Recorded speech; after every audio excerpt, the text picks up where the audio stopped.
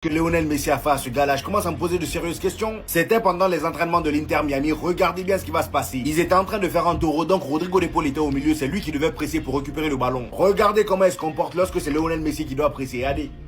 Regardez. Voilà. Il hésite. Apparemment même Lionel Messi en rigole. Regardez maintenant lorsque c'est quelqu'un d'autre qui a le ballon. Regardez. Et d'ailleurs, après l'entraînement, gros coup de chance pour un petit gamin qui était avec son père dans la voiture. Pendant qu'ils étaient en train de conduire, arrivé au feu rouge, il voit Lionel Messi à sa droite. Directement, il descend pour aller le voir. Ce genre de chance-là n'arrive pas deux fois dans la vie. Il est allé, il a pris sa petite signature. Lionel Messi a pris le temps de signer et il est remonté dans sa voiture. Le gars, il est parti. En plein trafic, je vous dis bien, regardez, ça se voit même dans la vidéo. Franchement, pour le coup, Lionel Messi a été très gentil. On enchaîne les amis avec notre cher Frenkie de Jong. D'après le média Mundo Deportivo, le FC Barcelone veut prolonger Frenkie de Jong, mais seulement avec une réduction de salaire. Et en plus de ça, on nous informe que le club ne verrait pas un départ libre en 2026 comme un drame, considérant son poste comme couvert. Parce que oui les amis, même si des gens quittent le FC Barcelone librement en 2026, ils ont assez de joueurs pour couvrir son poste. Peut-être que financièrement parlant, ça serait bien de gagner quelque chose sur lui, mais franchement, ils ont déjà Bernal, ils ont Casado, Gavi est là, Pedri est là, il y a trop de joueurs. Donc je les comprends sur ce point-là. Paul, il veut rien perdre, hein. Quand c'est Messi, il arrête cash son intervention. Là, vous pouvez voir que Messi a toujours le ballon à sa possession, hein. Il fait rien du tout. Regardez quand le ballon va ailleurs. Regardez bien. Il a eu lui-même peur à la place de Messi. Quand il faisait cette intervention, là, il a revu dans sa tête tout ce qui allait se passer s'il blessait Messi. Il savait qu'il allait perdre la pièce matrix de l'équipe et son contrat, alors qu'il abuse, alors qu'il gagne déjà énormément par les réseaux. Mais ce qui est cool dans tout ça, c'est que t'as pas besoin de t'appeler d'épaule, ni d'être un footballeur pour que TikTok te rapporte ça en une seule vidéo. C'est justement en profitant de ce genre d'images, des reportages football ou autres, où vous allez revenir confier votre vidéo à remakeit.io, qui va vous la ressortir en format TikTok, en ayant extrait les moments les plus importants de la vidéo automatiquement sans vous prendre la tête, en y ajoutant manuellement toutes les options que vous désirez pour que ça soit prêt à poster et gagner derrière par TikTok. Et De Paul, je veux bien t'aimer Messi, on aime tous Messi. Mais là les gars, regardez. Carrément même pas il va au contact. Il essaye de pas le blesser, regardez avec les autres. Là je suis choqué en voyant la vidéo, regardez. Ah mais les gars. Donc attention, quand c'est Messi, limite, il s'excuse. Excuse-moi de te presser, excuse-moi de te prendre la balle, je fais attention. Quand c'est Messi, même à l'entraînement, il va pas au contact. Mais par contre, quand c'est les autres, t'y vas là, hein. Quand c'est les autres, attention. Donc moi les gars, j'ai deux théories. Soit, là vraiment dans la vidéo, soit il fait exprès, tu vois, c'est pour faire rire les autres et tout. Genre en gros, vu qu'il sait les rumeurs comme quoi il aime trop Messi, il va pas sur Messi, il va sur les autres à fond pour faire rigoler la foule. Ou soit les gars, là même Antonella, frérot, elle va porter plainte. Là les gars, c'est pas possible d'aimer Messi comme ça. Voilà, j'ai vu des pros Messi dans ma vie. J'en ai vu 20 millions, j'ai parlé avec eux. J'ai vu personne qui aime Messi comme ça. Et en fait, là, on vient de se rendre compte, Rodrigo de Paul, on le voyait qu'en sélection avec Messi. En sélection, t'avais pas vraiment beaucoup de temps. Tu vois, t'avais un mois de Coupe du Monde ou des trucs de Copa América, tout ça. Il a jamais vraiment joué avec Messi longtemps. Mais là, les gars, en l'espace même pas d'un mois, des masterclass de Paul, conférences de presse, entraînement, match, on en a vu déjà. On en a vu. Les boules de Messi, je sais pas elles ont quel goût, mais en tout cas, De Paul, ça lui plaît bien. Hein. Regardez-le encore, ce gros suceur. Avec Messi, tranquille. Il met pas d'impact physique, rien du tout. Après, quand c'est les autres... mais je vous jure, je crois que Rodrigo de Paul, c'est le plus gros suceur que j'ai jamais vu de ma vie. Parce que là, ça devient trop. Là, ça devient vraiment trop. Parce qu'en vrai, ça fait déjà quelques temps qu'on est au courant. Que Rodrigo, il apprécie Messi. Mais encore ça, c'est normal. Messi, on est plein à l'apprécier. C'est le meilleur joueur de l'histoire. Ok. Sauf que Rodrigo de Paul, plus le temps passe, plus on s'est rendu compte que voilà. C'était plus que ça. Donc on a commencé à le voir avec l'Argentine, il commençait à faire le susbou, à toujours le défendre. Dès qu'il y a un gars qui touchait à Messi, tu savais que Rodrigo de Paul, il était derrière à la laisse. Donc là, ça commençait à être bizarre. Même les joueurs sur le terrain, ils s'en rendaient compte. Je crois que c'est Ugarte, je sais plus c'était qui, il avait fait le signe à Rodrigo. Et je vous jure, il a raison. Et là, maintenant, De Paul, il était à l'Atlético, tranquille en Europe, ça joue la Ligue des Champions, ça joue la Liga. Bam, je pars, Inter Miami. Je vais rejoindre Messi. Après, il nous fait des déclarations. Ouais, on a toujours rêvé de jouer ensemble. C'est toi qui as rêvé. C'est toi qui as toujours rêvé de jouer avec lui. Messi, il en a rien à foutre de toi, honnêtement. Et là, maintenant, il y a des vidéos comme ça qui sortent. À l'entraînement, regardez-le, l'autre. Regardez-le. En plus, on sait que Rodrigo de Paul, sur un terrain, c'est un enculé. Quand il faut mettre de l'impact, quand il faut faire des fautes, il est là. Mais là, quand c'est Lionel Messi en face, regardez-le. Regardez-le comment il esquive. Il veut même pas lui effleurer le short. Et derrière, quand c'est ses autres collègues, gros tacle au niveau du genou. C'est trop, les frères. C'est trop, j'ai jamais vu ça.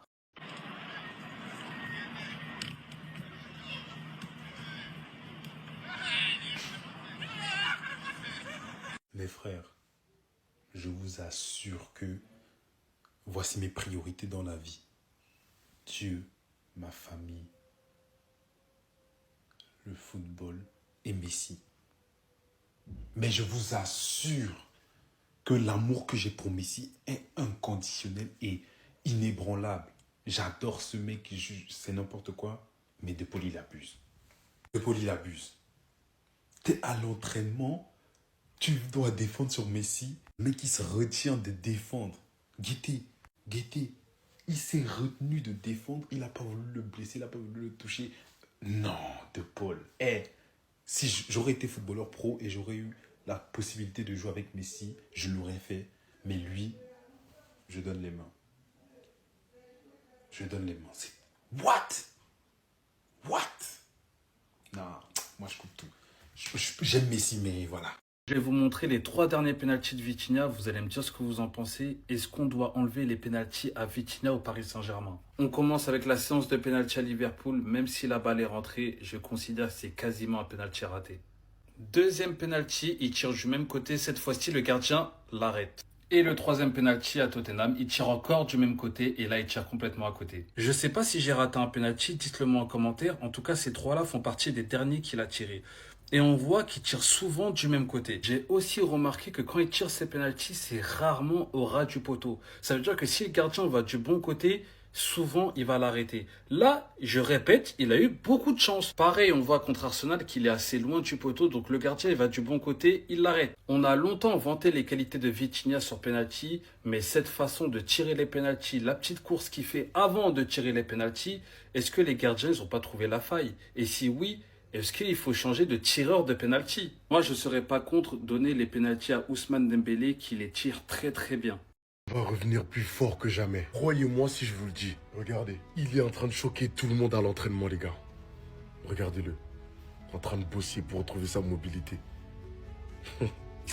Les gars, pour ceux qui ont regardé les matchs, pour ceux qui ont vu le avant et après, un Jude Bellingham avec 100% de ses capacités, c'est une dinguerie, les gars. Dites-vous qu'il a gardé cette blessure plus de 2 ans, les gars. 2 ans. C'est de la folie. À chaque fin de match, on le voyait comme ça sur le banc. Il souffrait, les gars. Il souffrait. Lui-même, il le disait. Imaginez-vous avoir la même blessure et de devoir mettre des bandages pendant tous les matchs. Vous imaginez la gêne qu'on peut ressentir? En plus de ça, Jude Bellingham est un joueur souple. Un joueur qui joue avec une certaine fluidité corporelle. Il a besoin que tout son corps soit mobile. Regardez juste cette photo, les gars. C'est la preuve. Et même malgré cette blessure, il était là. Il nous a montré de bonnes choses, de belles choses. Prends ton temps pour bien revenir. Ne sois pas pressé. On aura besoin de toi avec toutes tes capacités. J'ai vraiment hâte de retrouver un Bellingham à 100%. Sans gêne, sans douleur. Comme ça, il va vous rappeler quel genre de joueur il est. Guide Madrilène, on vous donne la voix. Venez suivre, les gars.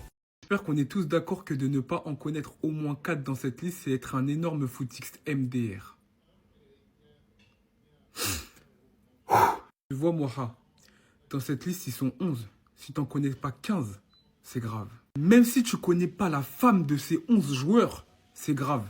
Même si tu connais pas leur enfance, comment ils ont grandi, comment ils ont souffert pour certains. Même si tu connais pas le nom de leur chien ou de leur chienne, c'est grave. Même si tu connais pas leur habitation où ils habitent, c'est grave. Ronaldinho. Tu sais c'est qui Ronaldinho? Frank Lampard. Steven Gerrard. Thierry Henry. Andrei Shevchenko. Paolo Maldini. Adriano. Zlatan Ibrahimovic. Kaka. Samuel Eto'o fils. Eto'o fils. John Terry. Mais c'est terrible. C'est terrible d'en connaître que 4. Moha, je sais pas si t'es né en 2010 ou 2012, j'en ai rien à foutre. Mais va réviser tes classiques. Va réviser tes classiques rapidement, en fait. Parce que là, ton tweet, il pique les yeux. Il pique les yeux. J'ai les larmes comme si j'avais épluché des oignons. Franchement, ça va trop loin, les gars. Tout ça pour un ballon d'or, les frères. Tout ça pour un trophée individuel. Quand je vois les insultes, les propos entre les Arabes et les Noirs sur les réseaux sociaux pour ce foutu ballon d'or, les gars, je me dis c'est une dinguerie. Je me dis vraiment ça va beaucoup trop loin, les frères. Alors c'est normal de défendre chacun son joueur préféré. C'est tout à fait logique, c'est tout à fait normal, c'est tout à fait compréhensible. C'est normal de ne pas apprécier un joueur, il n'y a pas de problème. Moi-même, je vous le dis, les gars, je suis le premier à dire que Dembélé, je ne le porte pas dans mon cœur. Mais de là à insulter tout un peuple, de là à sortir des propos racistes pour un ballon d'or, les gars, vous êtes des malades ou quoi? De toute façon, les gars, c'était sûr et certain. À partir du moment où il y en a certains, ils soutiennent un ballon d'or juste pour une nationalité ou pour une couleur de peau, C'était sûr que ça allait arriver, les frères. Et pourtant, c'est tellement dommage, les gars, quand je vois comment on se tire dessus entre Africains, alors qu'au final, on se rend compte que pour ce ballon d'or, les 3 favoris, c'est des joueurs d'origine africaine, les gars. Je sais même pas si c'est déjà arrivé dans l'histoire. Les 3 favoris, Yamal, Dembélé, Hakimi, 3 joueurs d'origine africaine.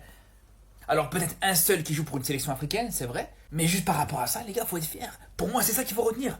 La Liga est totalement en train de partir en cacahuète et personne dit rien. Les gars, j'espère de tout mon cœur que Tebas va sauter car c'est un incapable. Et ce qu'il est en train de faire de championnat, les gars, c'est une dinguerie. Levante a seulement 3 joueurs enregistrés. C'est notre 2e match de Liga et pour l'instant, ils devront déclarer forfait. Seulement 12 joueurs sont enregistrés par Séville. Torres, président de Retafe, nous avons cédé Omar Alderte, l'un des meilleurs défenseurs centraux de la Liga, à un club récemment promu en Première Ligue pour une bouchée de pain. Juste pour que je puisse avoir 16 ou 17 joueurs inscrits d'ici dimanche. Quand vous appelez la Liga, on vous dit toujours « vent, vent ». On ne me laisse même plus utiliser de garantie personnelle, notre championnat est la risée de l'Europe. Et à titre comparatif, la différence de mercato entre les promus en Première Ligue et les promus en Liga. Sans même parler des sauces du président, Tebas. Révélation des détails sur les ventes de sièges VIP. Divulgation des changements aux auditeurs financiers du club. Partage d'informations sur la situation financière du club. La fameuse réunion entre Tebas et Bilbao. Divulgation de rapports internes et de correspondance au Conseil supérieur des sports. Tebas est en train de tuer ce championnat et de le rendre encore moins compétitif avec un fair play beaucoup trop strict, empêchant certaines équipes à inscrire ou à acheter des joueurs, ou bien même être forcé de se séparer de ses meilleurs joueurs pour pouvoir inscrire d'autres joueurs.